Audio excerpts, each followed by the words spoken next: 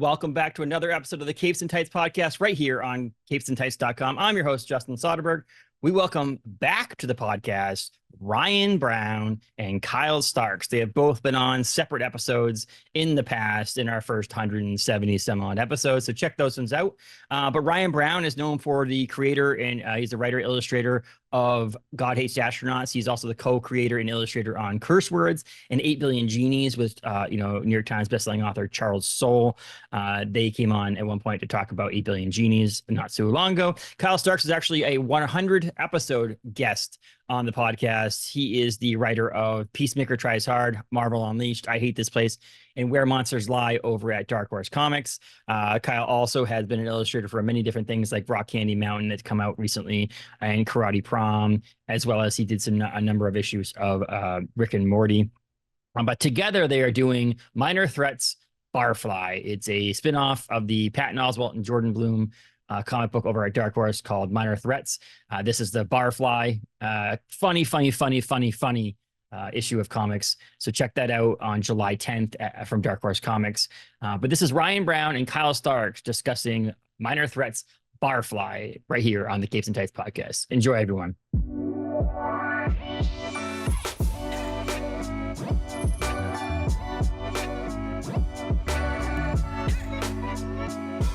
Welcome back to the podcast, Kyle and Ryan. How are you guys today?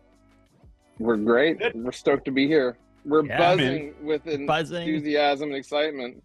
I feel like all those puns are just going to be like never ending with the two of you. First of all, you two are like funny people, so there's that. But like, there's so many jokes that can go along with this. I mean, you get Ryan here with his freaking hat on.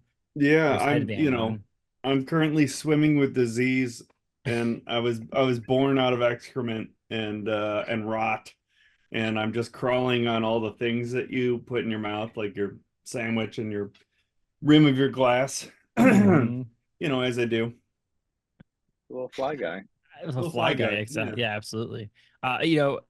Jumping right into it, like Barfly. So first of all, I want to know how you guys got like connected to this. Like, how did, obviously we have Minor Threats that came out, Jordan Patton and that crew obviously came out with that, was it last year? And then we've had other ones that have come out of the world of Minor Threats, but like now we have Barfly. Where did Barfly come from, and how did you two get connected to did they contact you? How did this come about? Who wants to start? Yeah. Who wants to jump in there? So the character Shit Eater in the book Barfly, who's a little wingless fly henchman in a punk jacket, is in the background of several issues of Patton and Jordan's Minor Threats first book. And Scott, I never remember Scott's last name. Hepburn, is that right, Brian? Yeah. Right. Like he just put him in the background, and he just in the notes he wrote Shit Eater next to him. So that's Scott Hepburn's everything. That he doesn't really do anything; he just exists. So I guess he acquired a sort of cult following amongst the Minor Threat fans, and Jordan Patton wanted to do more. He was on the list of things I think they wanted to do more of. So they wanted me to do it. It's sort of the short version. I heard that they liked me on another podcast, and so we both had the same editor. I'm like, well, if they want to talk to me, then we'll talk. So they asked me if I was interested. It was a very lovely conversation. They said all the things that creatively you want to hear from someone who would be your overlord. And I sent them a pitch that they liked. And not soon after, they were like, Ryan Browne's interested. And we all like this. We all went, oh, like Ryan Browne might do it. And we're like, oh, well, that's the list. Like, that's all that we want. That's the only person that we want. And I know for Ryan, it was far more complicated than that. But that was our side, is that someone said something nice about me, and I said, oh, tell me more. And they said, do you want to do labor? And I was like, absolutely. And then they were like, what if, like, one of the best artists in the game and peer funny boy, Jern, like, this is going to be great.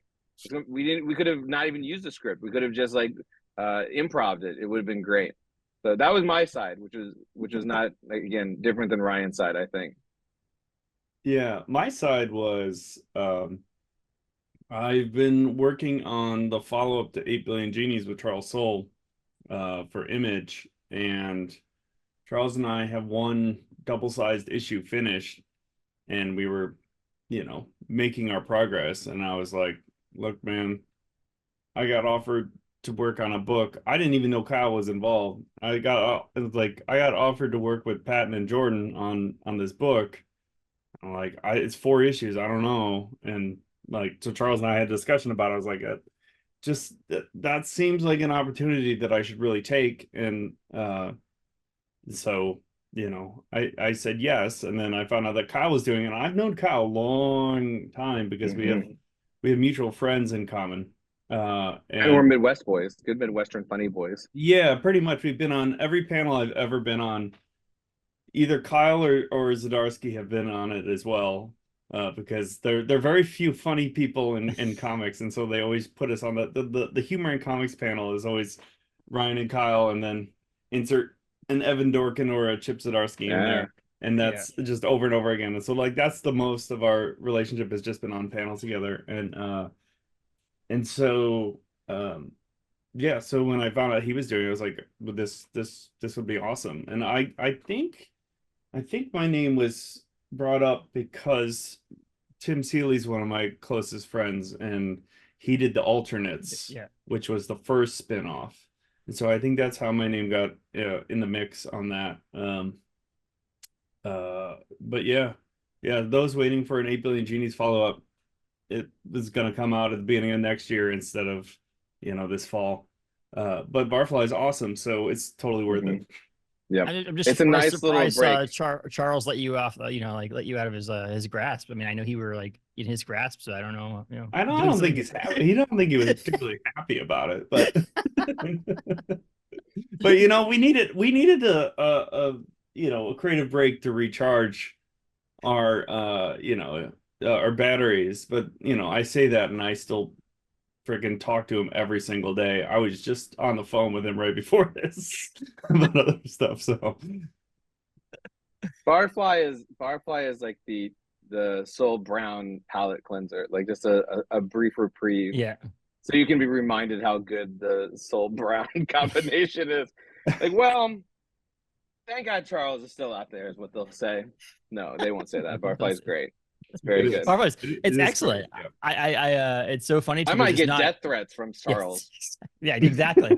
It's just like I'll just get find a brick in my living room that says "Lay off, man" on it. He's mine. Yeah, lay off, man. But it's go ahead.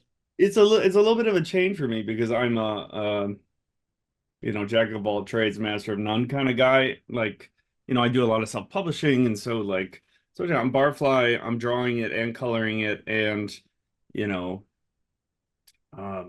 doing like promo art for it and stuff. So much. It's so much. I mean, it's basically, it hasn't been any less work than doing an image book, and Image is totally hands off, and they assist you and give you the advice you need, and get you on a schedule and deal with the printer and the distribution and all that stuff. But like, it's a lot of, when you work for Image, it's a lot of just finish your book by yourself and turn it in kind of thing. And then Barfly is like that again, almost.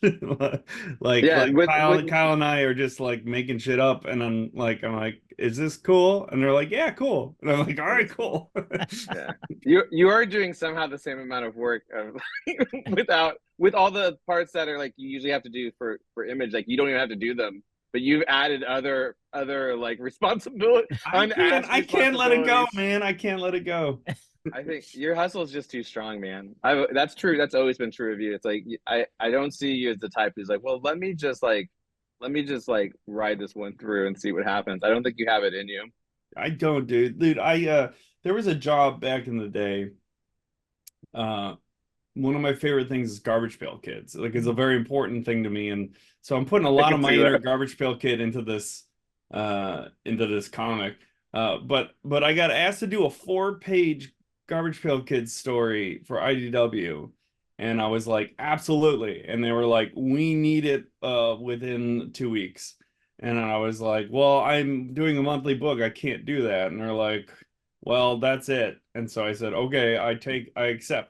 So I wrote and drew this 4-page Garbage Pail Kids thing, which was like a thing I've always wanted to do. Like, I was so excited, and like, I had to rush so badly. The art was so bad.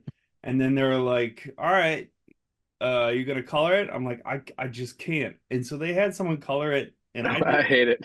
I didn't even get to see it before it went to press. And there's like things just so horrendously miscolored, and they threw it to somebody that would color it, in a day, and like I didn't get any approval of it, and it's so ugly and terrible. And I was just like, that's my worst nightmare. Can I try again? There's maybe this is going to be like we need to block off like a 4-hour long conversation about frustrations. Me and Ryan, not you. We don't need you. Yeah, I'm just kidding. I can sit here in the background. Where we talk about, because here's this is the difference between me and you, and I'm in therapy, and I don't think you are. Is that the things that frustrate me when people don't necessarily do their job right? You're the type of person who goes, I will do it.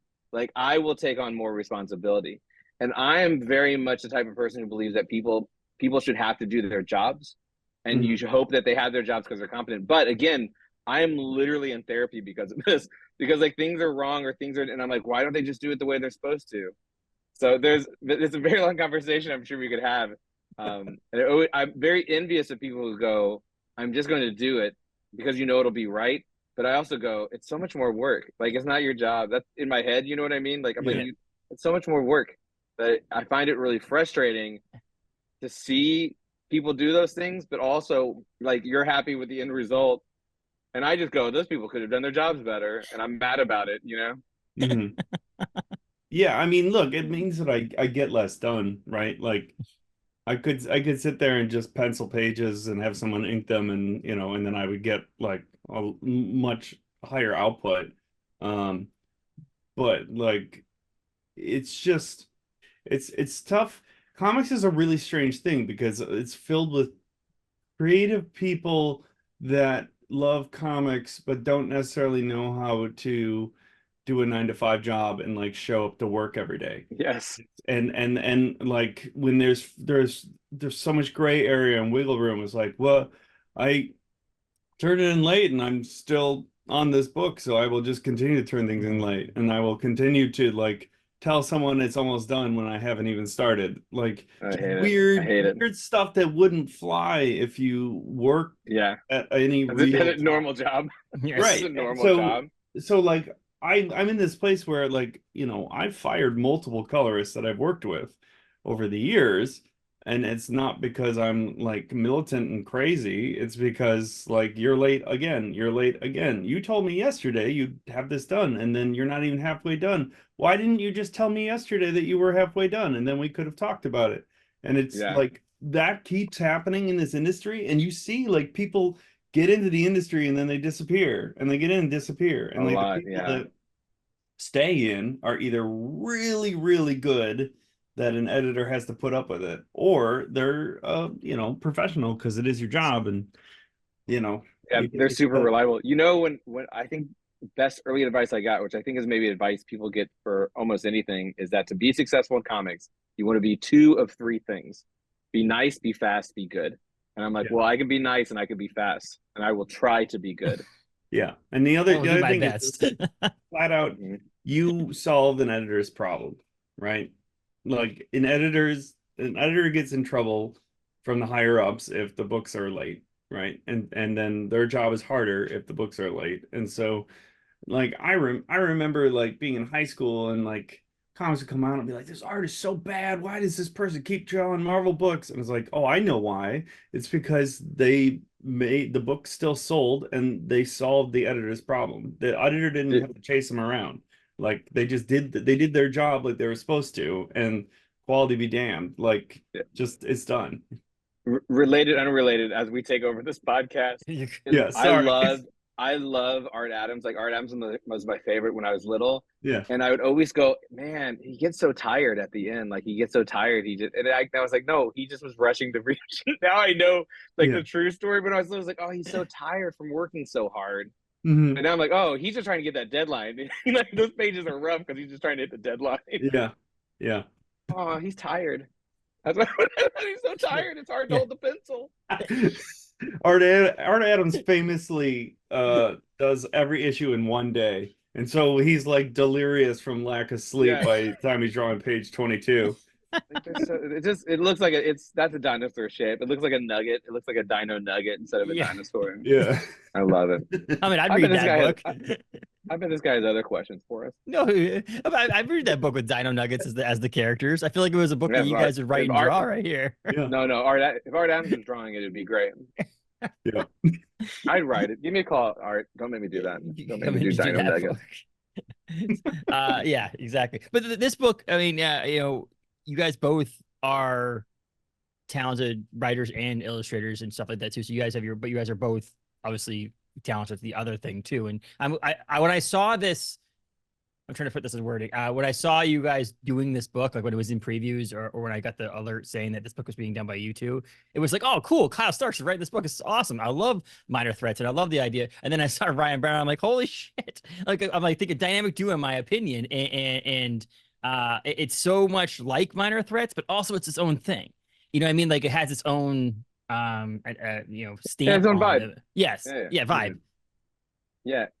I do think, I think, and I'm hoping it's the same for sort of Ryan's separate, fandom, is that I know there was very much like a sort of Reese's Pieces cup reaction to us working together. It's like, oh, my two favorite flavors together. And I'm obviously thrilled about it because like Ryan said earlier, I do think it's a short list of people who are consistently funny. Because it takes a certain type of person and you have to be serious about it in a way that I think people don't understand. So I know for me, like I said, when they said Ryan, I'm like, that's the list. Don't give me a number two. Like in this case, it's like the draft board. You know what I mean? Like let's not worry about number two. If we could get number one, like there's no reason to even talk about it. So I know like my fans were very excited, and certainly I was too in that regards. I just did a panel, sorry Ryan, with Patton and Jordan, and they were talking about how all the sort of like spin-off worlds sort of tie together. And there's that sort of like, here is the sort of real life sort of earth view of these superpowered people as human beings. And I think that really ties through all of them. And there's some other stuff, it's like the meta story, and it's like, oh, we want to do superhero stories you haven't seen. But I do think like my big takeaway from hearing multiple people talk about it at once was that these are like very character driven sort of superhero stories, or supervillain, and in the Minor Threats verse, mostly supervillains, but we're 2/3 supervillain. So I think that's really sort of like the thing is that they are all tied together in that sort of unique superhero sort of meta story, like that's not deconstructionist in an insulting or satirical way.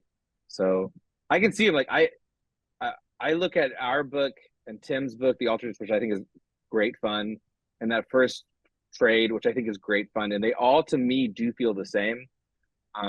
I would say if anything sort of distance us, it's that Ryan's art's ridiculous, and that's not saying it's better. I'm not saying he's better than the guys who did those other books, but it's visually so active. It just has a very distinct aesthetic feel to it that the others don't necessarily have, which isn't me diminishing them in any way because I think they're both great. It just looks different to me. Like it looks crazy. It looks crazy awesome to me. It looks like a Ryan Browne book, which is insane, like right? Weird. Like I mean, I was a little tentative with going at it that way, and so you can kind of see it in the first couple pages of issue 1, where I'm not necessarily putting as many like jokes and gags in because I was trying to feel out what they were expecting from me.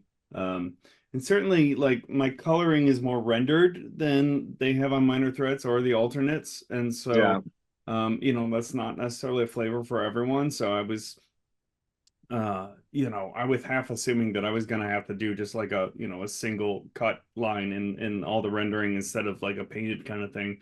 But everyone responded really well to it. So it's feels different, but also the Chris Mitten's work felt really different on the Alternates. And so agreed. But it's in like a very different direction than mine. Chris's is about line and shape, but it's not much about depth. And so for me, like figuring out like I'm always trying to figure out how to manipulate color to make my drawings look better than they are, like how to push space better than my scribbly lines do, and so yeah, so like figuring out the look of the book, and then it like I had to kind of find where this was again, because with 8 Billion Genies I was doing different styles and like different, like creatively, that emptied me out. And so like I spent a while not drawing to like figure out how to draw again. It was a weird experience. But like working with Kyle, yeah, my fans are also super excited, because I think our fans, there's the Venn diagram, there's a big crossover. And because we're both writer artists, like your scripts feel like you're thinking visually when you're writing it. And so that to me like is great for me to riff off of, because like there's room to play, there's openness, but then there's also like it's almost like you're writing for yourself. You're writing the information that you would want to have if you were drawing it. And so like, and I think that like is a nice breath of fresh air. It's very different than, all the writers I've worked with. The scripts feel very different than working with someone that actually is an artist as well. So it's a nice change of pace, and it makes like what we're doing very different than what I do with Charles, just based on like you being visual in nature and yeah. So I don't know. It's that goes both ways too, because like you can, like my thing is that I always like I do see it, but I know for comic artists, that they will see a better angle, they'll see a jauntier angle, or they'll do something. And you certainly do a ton of that, especially highlighting, like P-Pants panels as a focus, which is very funny. But like you understand how story works, because you're doing your own too. So you get the beats that matter, and you get the direction. And I've always found, like with Erica Henderson, who's doing more right now, but like for Schweizer, the people I've worked with in the past who are cartoonists, it's always easier work for me, because they're looking at story and comics the same way that I do, which is like awesome. Yeah, and this is a like, for me, it's always important for me to tell the story without any words. So like you can read the unlettered version and you can tell who's the bad guy, you can tell who's the good guy, who's doing what, where they are, what the relationships and the characters are. Like I always try to tell the story without the words, visually, just because that's the fun of comics. And so but with this one, our main character doesn't speak.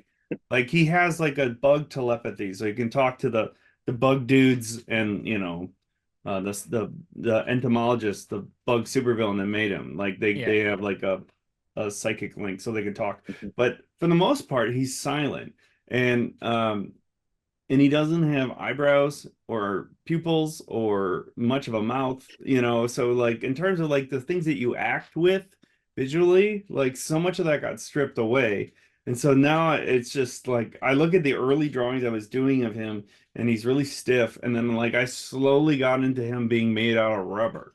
Like he's just made out of rubber. He's just always like, just doing, getting bouncing around on his head and flipping around and made entirely out of rubber. So I'm not gonna go back and redraw a couple pages in issue 1, but but I want to. They look great though. They look great. You don't have to. No, they look wonderful, and that's and so obviously there's I don't want to give away too much of the humor in it because I want people to be surprised about it. But there's one scene where he's pointing at a laser, and the wording that's on the page is absolutely perfect. Oh, what is it? I don't remember. It's his laser pointer. Laser pointer. Oh yeah. And he's just doing it, and it says laser pointer on the screen. Yeah, when he points out the security laser. Yeah, so I used to do sound effects like that in Gun Age Astronauts all the time, and then they work really well in comedy, but then when you're trying to be serious, they can kind of pull you out of the story a little bit, maybe. I mean, you look at comics, my least favorite comics are the comics that try to be movies and not have sound effects, not have, thought balloons or anything like that. Like, because I feel like it looks like you're watching a silent movie, like you're taking part of the language of the comics out of it. But when you do like that really deliberate sound effect that's just in there for a gag and to like help the storytelling, like that gives it a certain vibe. It's not for every comic, but for this one, especially since he couldn't speak, I'm like, I'm just gonna start being like deliberate, or like have the sound effect be a 1-2 joke like with the thing. And so like the pages end up being really dense, and like I think they work by themselves. But I don't know the experience when you come from the outside. If you read the Barfly trade, would you just be like, there are just no way. so many of this kind of joke over and over. No, it's funny because like I do the sound effects in the stuff that I draw, and I notably did it in like the Peacemaker book. But I kind of pick and choose, and for this one I was not doing it, and you started doing it, and I'm like, yep, that's the choice. I just wasn't going to do it because it seemed like it was too much. But you use it in such an emotive way, like it's not just like a funny sound effects. And then you use like they're almost captions, you know what I mean? In a lot of places they're just captions. It's just very clever storytelling for a character who can't talk. But even if he could talk, if they were still there, like they're very funny, like there's no reason not to even do them if he could have talked. But it's such a clever solution, and that clever solution adds so much to, the visual nature of the book. It's great. I think it's smart. It's so smart. And smart guy stuff. It's funny how you mentioned that there's not as many like really gaggy jokes in the first few pages, but then like there's a spot where it starts to hit it. There's like posters on the wall that have like movie names. They're all jokes and those kind of things. I was picking up on those, and that's one of those funny things is like I look at and read different people's comics different ways, and when I'm knowing this is a Ryan Browne comic illustrated, then I'm always like looking for those things in the background, because that's some of those things that you just do, that you put in those jokes that are in there that like someone who's just skimming through to read the comic might not pick up on. And the thing about Barfly is Barfly is definitely a two reader, because it's like a Where's Waldo. Like every panel is a where's the joke, and I feel like it's gonna get in Ryan's brain, put pressure on him, but he's already done issue 3, so but it is like a Where's Waldo, because I've said to Ryan, and I just said that once I have to look at it to make sure like it's right, and then he sends in colors, and somehow I see a joke I didn't see before it was colored, so I'm like, oh, there's even more jokes. Like I somehow even missed there's even more jokes. I love it. I think it's just such a relentless display of creativity and humor, and I think it's a really impressive undertaking by Ryan. That I think people are really going to be drawn to. I think people are really going to like it. I mean, by both of you, because I feel like it's one of those things that outside of Dark Horse, but I would say outside of Dark Horse or at least independent publishers, where's a story like Barfly able to be told? Do you know what I mean? Like you're not doing this story at the big two or like things like that. No, so but here's what I'd say to this. That's in that realm, is that if literally Patton and Jordan didn't do Minor Threats, this wouldn't exist. Because Patton and Jordan did it. They were like, the publisher like, oh, it's okay for you to keep doing this because it did well. And if the odds, like there's a lot of indie superhero stuff that it just doesn't get traction because there's so much of it, because I think there's less than there used to be, but there's no like validation for why to pick it up, right? So people are like, oh, Patton Oswalt, like let's check out this thing what Patton Oswalt did, and it was great. Like Minor Threats is great, and then they did it again. And I've said this part, like if Alternates wasn't good, I don't know how quick I would have been to be like, I want to do Barfly also.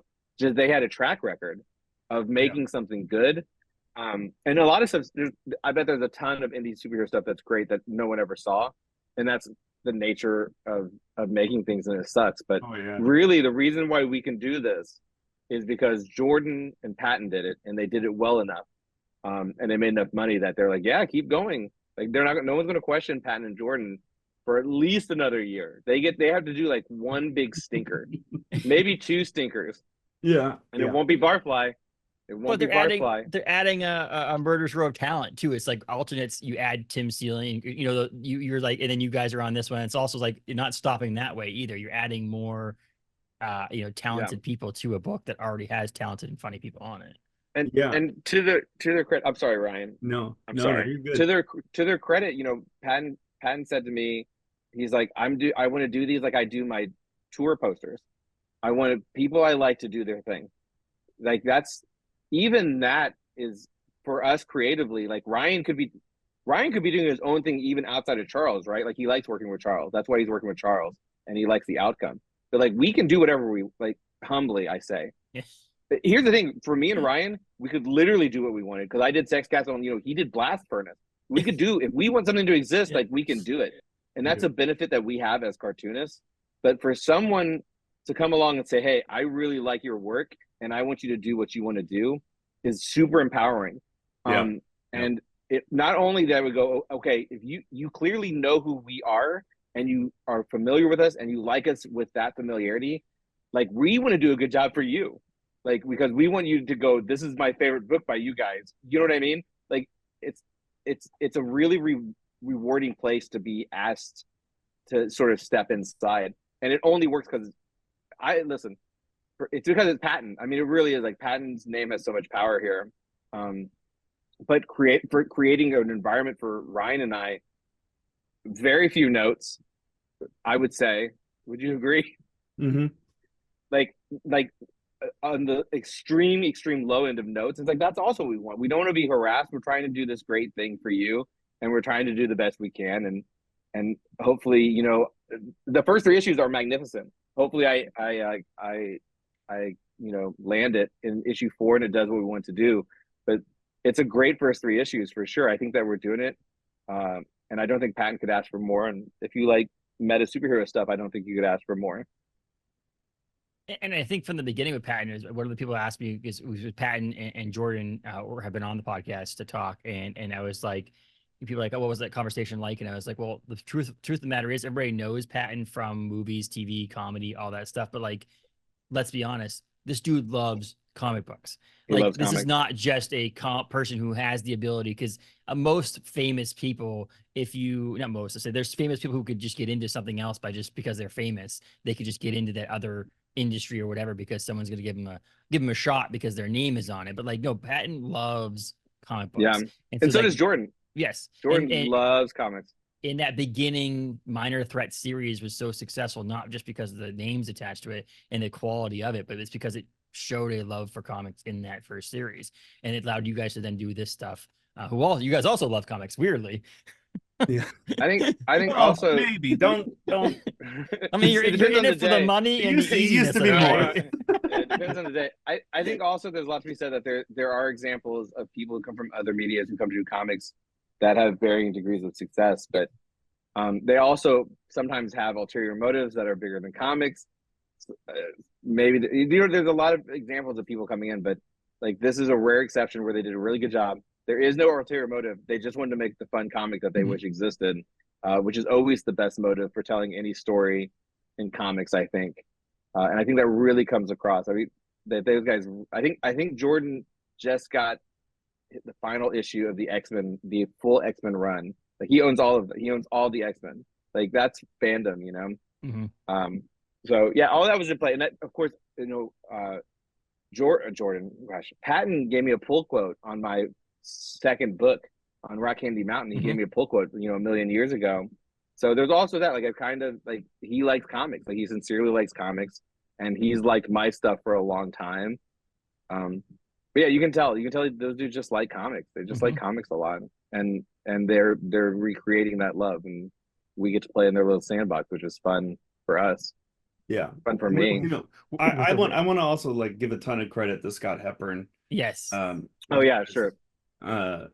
Like I enjoy you know Patton very much. Like you know from throughout his career, and but I'm a big Scott Hepburn fan, and that was really like why Minor Threats was a must read for me. And what he did was, I was so jealous reading that book I was just like, oh man, he's doing like all this kind of stuff I'd like to do in God Hates Astronauts, but he's doing it like really well. Like the shapes are incredible, and the action and dynamism was incredible, and the designs were just so fun. And I was just like, I just reading that, I was like, man, dude, like this is my dream to like get to work on something like this. And and so I had Scott do a God Hates Astronauts cover for me. And then I did a cover for the alternates. And that was the first time I got to meet be in this world a little bit, and like get to talk to Scott even more, and talk to him about working with Jordan and Patton, and then talking with Seeley about working with Jordan and Patton. I was just like, this is absolutely something that I want to be a part of. And then Scott had said, yeah, maybe down the line you'll be able to do something, and then this came up, so here we are. Yeah, I'll say also, like, outside, like, because I've not had very few interactions, because it's clear how much those two guys trust him and even rely on it. Like, he's very, very involved. He's good, the third one. He really is the third, like, minor threats guy. Yeah, I mean, right? He really is. Like, this is his baby as much as it's theirs. And like from a design standpoint all the way through, like, the dude is so talented and works so hard, and he's super, super smart about design and about storytelling in comics. And like, that was a lot of pressure for me to be playing in his sandbox, visually, especially with this character who he loves. Like, he loves Shit Eater, and it's like it's just like I don't even know how many, when I first started drawing it, like, I did initial drawings off of looking at him in the background of Pages of Minor Threats, and like, I got his design completely wrong, because like, he was only this big in the panel. Like, that's the only time you could see him. And so I don't even know how many times he'd actually drawn him, but like, he loves this. I think three times he's in the book. I think he's in 3 backgrounds. Yeah. Oh, now he did the cover of this issue 1, at least, right? Yeah, every cover. He does every cover. All covers. Yeah. So he's drawing on the covers now. He's drawing more on the covers than he did ever in the original series. Yeah, it's great. And like, those are my big reference photos now for like the characters, like looking at his covers to the book that I'm drawing. What do they look like? Oh, wow. Yeah, I'm really glad you said something, because I don't think Scott gets enough credit in how important he is to the Minor Threats universe. So I feel like a dickhead for not saying it, but it's true, look, right? It's just it's awesome. Yeah, I mean, he's like, even like, because we're sort of like, we don't get a Bible per se, but those 3 guys, they're who answer the questions, and Scott is always there, and you can tell, like, they really respect him, and they really listen to him, which is super rare. Yeah. Well, and then like, I don't listen to Ryan at all. No, I don't listen to you either, man. We just we're in our own little pods. This is actually the first time they've ever met. No. Yeah. But like, it's weird, because like, I'll have to draw like some of the Continuum, or the Searcher, or like some of these characters, and I have to use Scott's drawings for reference, and everyone looks like they weigh 300 pounds, and they're like, just this, and then I draw them, and they're just like, this is this doesn't add up. The first drawing of Shit Eater was actually just Ryan with that hat on. It was just just me sitting there. Yeah. I still think the book should have been called Shit Eater. I don't know why Barfly is like. Well, as someone who tried to do a book called Fuck This Place, we've learned a lot. And Barfly is such a good solution to that too. Yeah. And for what it's worth, the PR person's here. I don't know if I'll get muted. I might get censored. Is that at San Diego we're doing Ryan made the variant cover. We're doing a Shit Eater variant cover with Glow in the Dark for San Diego. That's going to be very cool. So there will be arguably the proper titled book out there. Yeah. I love Barfly. I love Barfly though as a solution to not using Shit Eater. I really think it's super clever, and I think it is. Yeah, Jordan came up with that. It seems like it was a visual pun to begin with. Like, Scott was drawing the fly at the bar, right? Like, that's probably where it came from. He's a barfly. Yeah, right. It's a barfly. I mean, obviously, Ryan, you've been used to drawing bars recently I in know, I'm VGs. back in it. Yeah, I'm back in it. You And know what the bar stools look Sorry. like. You know what to drink. And yeah, you're not a fan of bars at all, are you? yeah, I mean, I am. Yeah, sure. Yes. But like, I mean, I have to still try and figure out like the geography of the lower layer whenever I draw it. There's a little overhead map in the back of the Minor Threats trade that I use over and over again to like make sure that I'm like locating things in the right place. Um, Versus in 8 Billion Genies, I based that bar off of a bar I know well in Chicago called the Empty Bottle. And so, and I do this a lot when I'm working. I don't use photo reference, but I use like my sense memory of, what it felt like or looked like. So, I do that when I try and draw like celebrities or characters or stuff. I usually just base everyone off someone I know, just to help earmark what it looks like. And so in this, I'm having to earmark Scott's drawings instead of like my own experience there. That must be, like I said, we talked earlier about being not your own creator-owned book that's like your own invention, but there is that mixture in this. So there is that referencing Scott stuff, Patton stuff, Jordan stuff, all that stuff, and then also bringing your own little spin to it. And it does feel that way. It feels like it belongs in the Minor Threats universe, but it also has this like, it also could be standalone. You might not get the reference, you might not get what's going on if you just read this book, but you could. I think you could read issue 1 and not think that you really needed to know Minor Threats. We highly recommend that you read all of it because it's excellent. So do read all of it. But like, I feel like it is can be a standalone thing. I think you could 100% read Barfly without having read the other things. It's all because the great thing about sort of meta story superhero stuff is it's very archetypical. So like you're going to recognize, oh, this is Gridiron Ghoul is the big physical goon, right? He's Rhino. Like who he is. When the superheroes show up, they're archetypes. Like Sunburst is basically Green Lantern, right? Like it's all there. So 100% no one needs to read. Listen, if you're trying to decide, oh, I love Ryan and Kyle, but I haven't read any Minor Threats. I guess I would. No, fight that urge. Just pick it up. It's so good, and you're gonna have so much fun. I don't think there's nothing you need to know. Like when you see the superheroes show up, they're superheroes, and when you see the bad guys, they're bad guys. And that's the great thing about superhero books is that it's pretty straightforward, and we're adding the flavor and the character to familiar things in a unique new way. Yeah, I think, and then trying there are obviously characters from Minor Threats that appear in this and have roles, but for the most part, I'm really like the references to Minor Threats is in the details. It's in the backgrounds. It's in Frankie's in there a little bit. In there. Yeah, that's a big one. But you don't actually have to know who any of those characters are. They're not part of the story. We're basically focusing on our own things. And even Sunburst, who's the main hero in this, he's in Minor Threats, but I don't think he has a line of dialogue. He does not. He does not. Yeah, and so I had to get Scott to do a drawing of again, like to show me what he actually looked like, because he's just like this, in the background. At an angle too. I think he's only flying at like a weird angle too in most of those panels. So like, even Frankie, like the only thing you need to know, like you don't need to know that it's just it's a bartender. It's a likable bartender. It's like it's just an archetype. And it'll probably I don't want to speak for those three creatively, but I bet it's a while before you have to know anything about anything else. It just works better. Like Jordan, like obviously in volume 2 of Minor Threats, there are things you need to know from the first one. Yes. Right.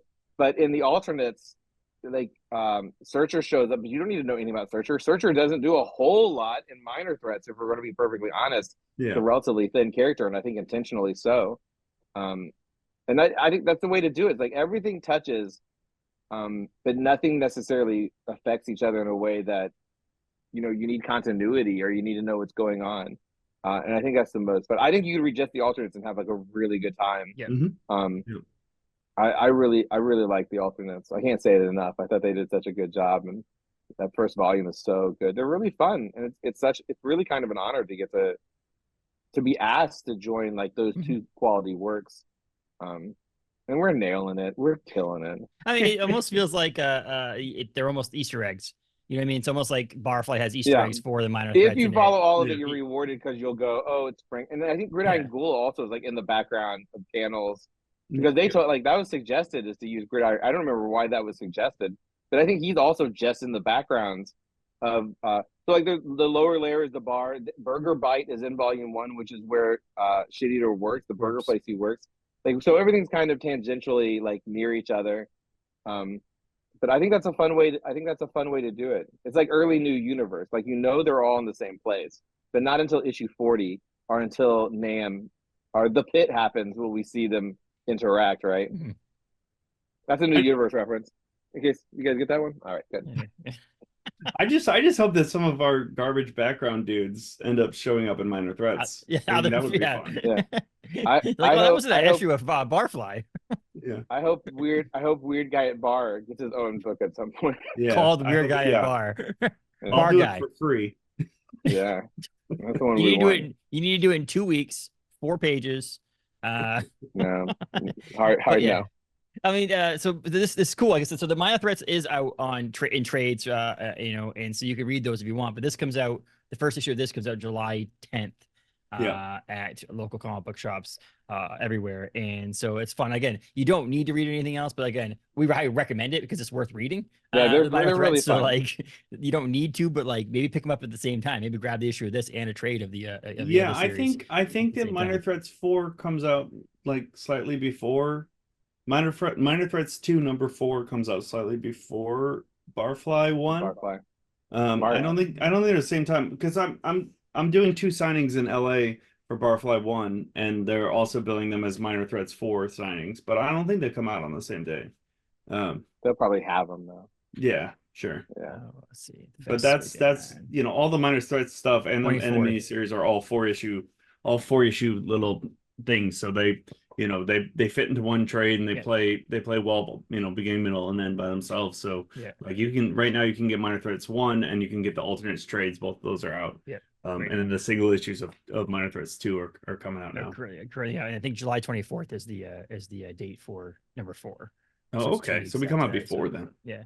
They'll have them though. I'm sure they will. Yeah. At those signings, they'll have them. They'll be at the signings. Yeah.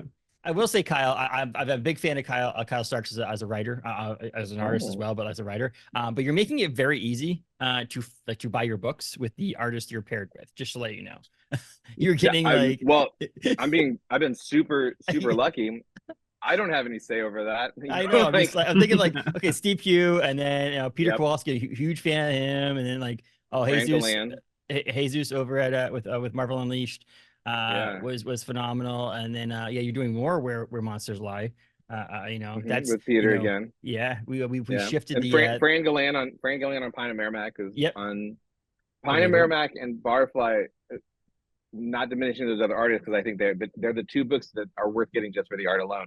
Like Fran and Ryan did such I could not be there. Like it's such incredible art. Like I'm just additive in some ways. But that's very kind. We're doing the best we can. I will say, where is it? Oh man, what is he getting out?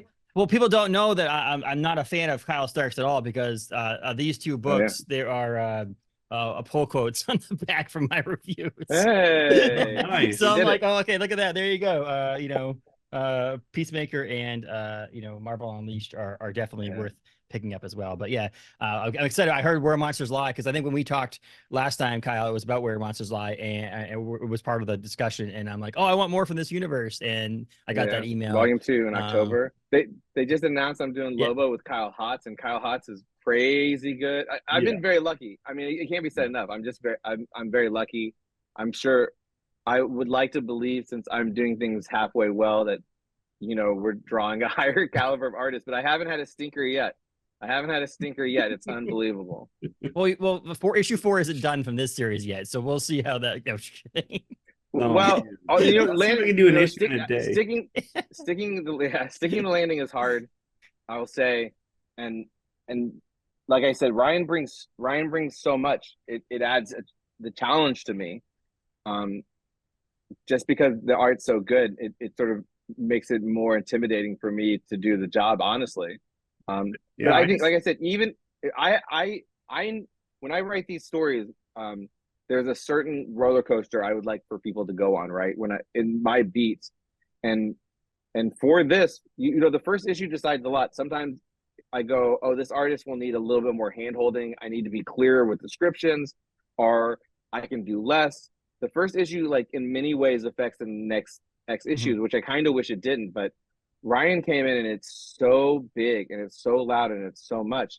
Like it puts a lot more pressure on me than some of these other creatives I've been working with.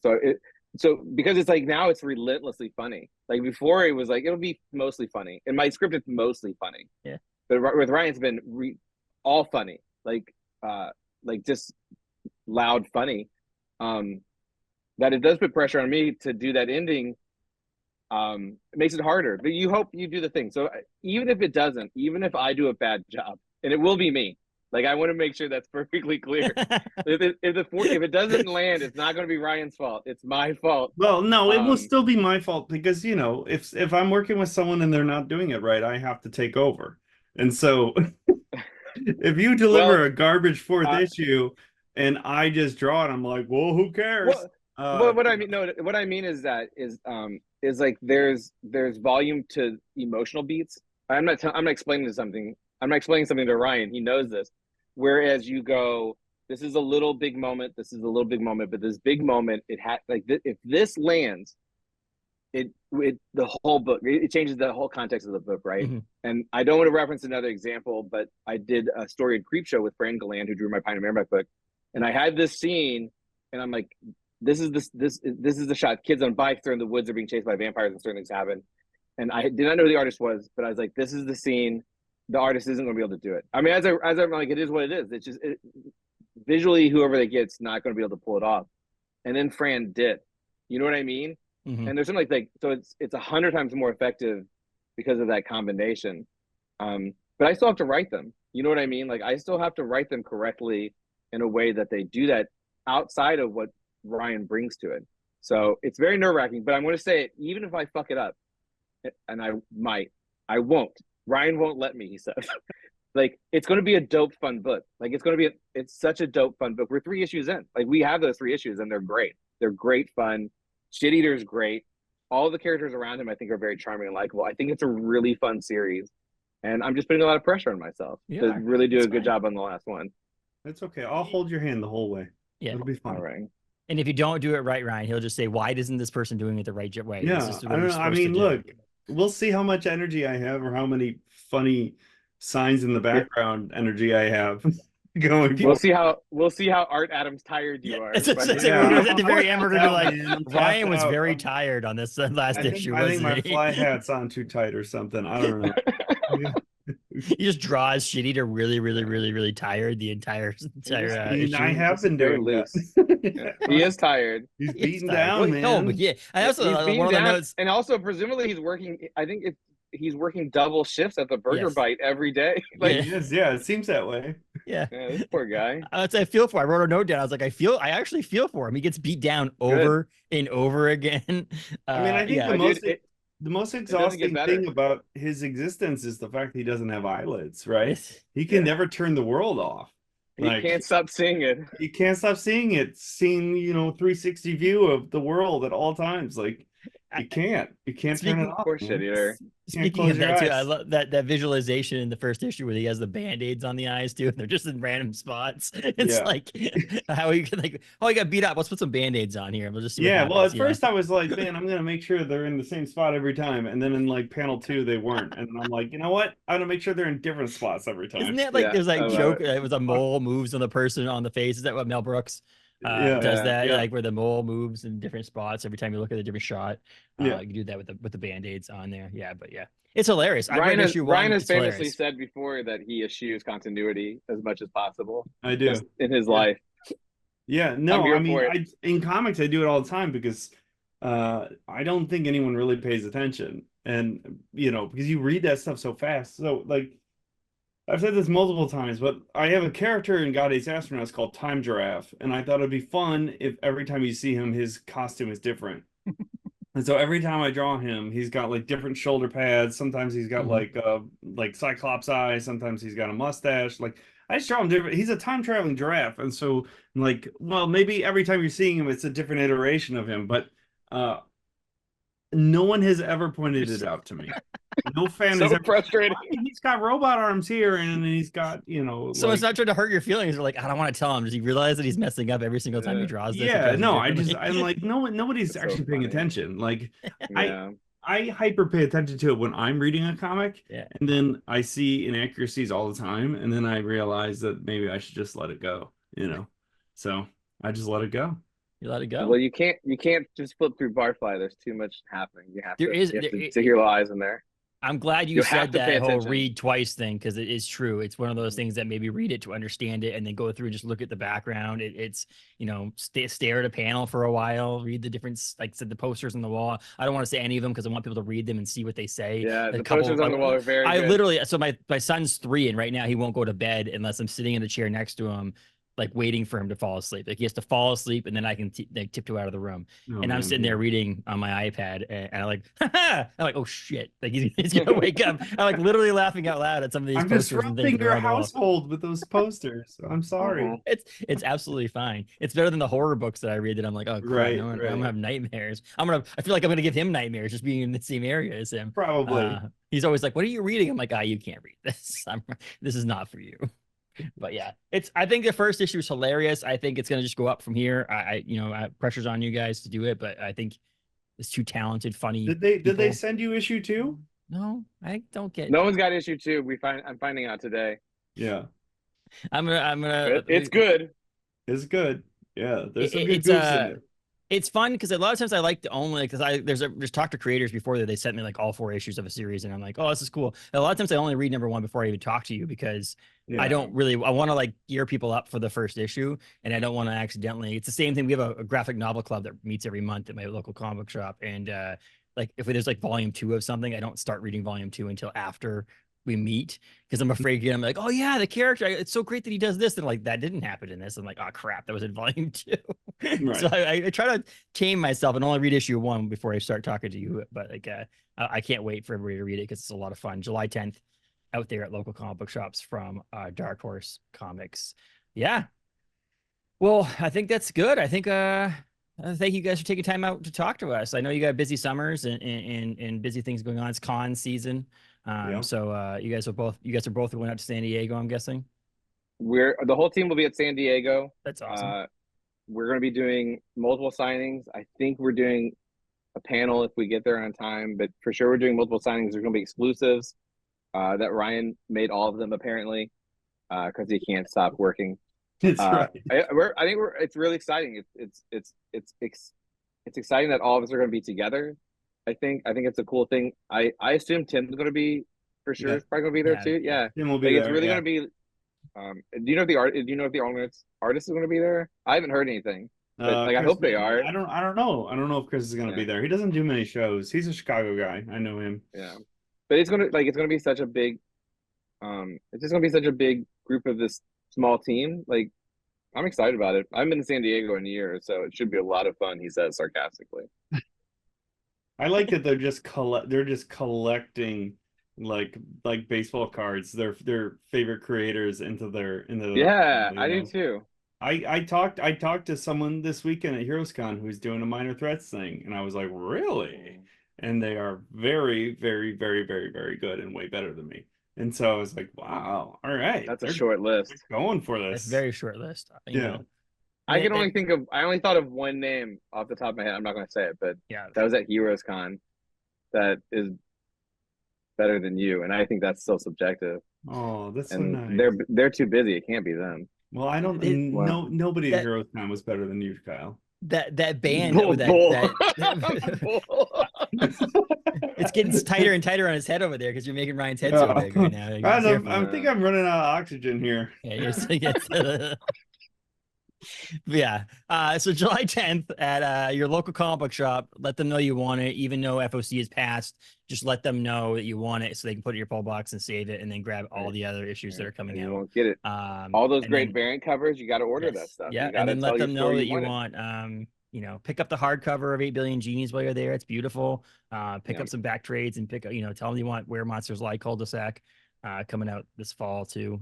You definitely want that as well, from Dark Horse. So yeah, thanks so much for taking some time out. We appreciate it. We'll have you back at some point in the future. Yeah.